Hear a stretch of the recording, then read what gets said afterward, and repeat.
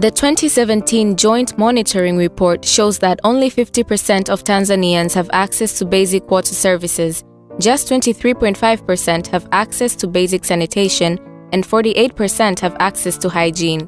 Whilst progress has been made over the past 15 years, if Tanzania is to reach the targets of Vision 2025 and the Sustainable Development Goals, which aims for universal access by 2030, we need to work together to accelerate progress in this area. The Water Sector Development Program, WSDP, under the government of Tanzania, has laid out ambitious targets for the wash sector, including 80% wash access in rural areas by 2019, reaching 5,357,000 people with improved water in urban areas, and reaching an additional 50% of the population with improved sanitation and hygiene services. WaterAid Tanzania is a part of an international non-governmental organization which has been working in Tanzania since 1983 to bring water, sanitation, and hygiene to the most vulnerable population in the country.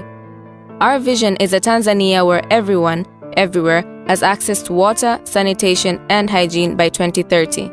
WaterAid Tanzania's country program strategy 2016 to 2021 outlines the strategic direction over the next 5 years and shows how we will be supporting the government to reach the WSDP targets. Our work will be focused around our 5 strategic pillars, which include influencing for greater accountability, building capacity for strengthened wash delivery systems, mainstreaming wash through effective partnerships, innovations to solve problems and promote sustainability, knowledge brokering for evidence-based decision-making. Under our strategy, WaterAid Tanzania has 3 programmatic areas: inclusive rural wash, inclusive urban wash, and climate change, which looks at improving sustainability, establishing pro-poor wash services, piloting innovative wash technologies, and undertaking research to fill sector knowledge gaps. Additionally, statistics show that the richer are gaining access to wash faster than the poorest communities, widening inequalities in the country.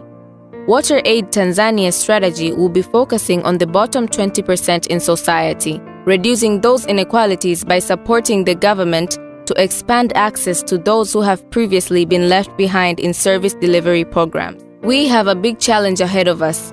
However, we believe that by putting water, sanitation, and hygiene at the center of national development, change can happen, and it can happen quickly. By improving access to water, sanitation, and hygiene, we will also be improving health outcomes for mothers and newborns across Tanzania, improving the quality of education for our children, particularly young girls, as well as improving nutrition outcomes, livelihoods, and the environment. Let's join hands to make everyone, everywhere accessing water, sanitation, and hygiene a reality by 2030.